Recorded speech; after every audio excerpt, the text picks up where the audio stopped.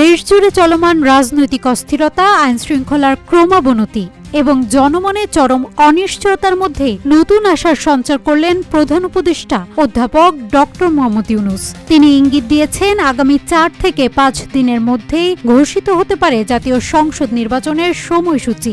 এই ঘোষণার ইঙ্গিত জনগণের দীর্ঘ প্রতীক্ষার অবসান ঘটাতে পারে বলে ধারণা করা হচ্ছে।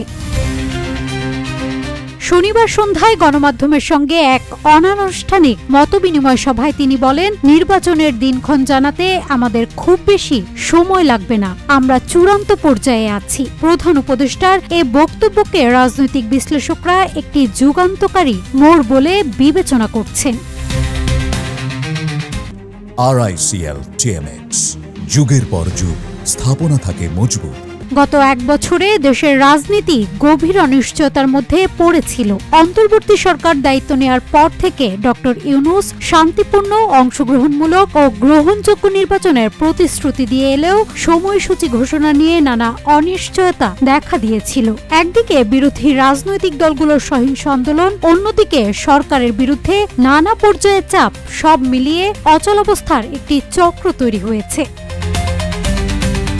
অন্যদিকে নির্বাচন কমিশন ইতোমধ্যে বিভিন্ন জেলা প্রশাসন ও আইন শৃঙ্খলা বাহিনীর সঙ্গে প্রস্তুতি বিষয়ে বৈঠক করেছে। খসড়া ভোটার তালিকা হালনাগাদ ও নির্বাচন এলাকার সীমানা পুনর্নির্ধারণও প্রায় শেষ পর্যায়ে। এসব পদক্ষেপ নির্বাচন ঘোষণার সম্ভাবনাকে আরও জোরদার করছে।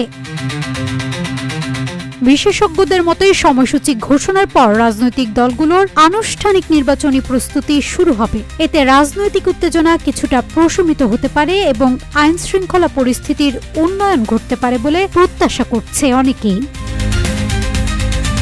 জনগণের চোখ এখন প্রধান উপদেষ্টার দিকেই। তিনি কি তার প্রতিশ্রুতি অনুযায়ী একটি গ্রহণযোগ্য নির্বাচন উপহার দিতে পারবেন, নাকি পরিস্থিতি আরো জটিলতার দিকে যাবে, তার সময়ই বলে দেবে। তবে আপাতত তার এই ঘোষণার ইঙ্গিত জনমনে নতুন আশার সঞ্চার করেছে। নাজ হাতুলতোয়া, রূপালী বাংলাদেশ।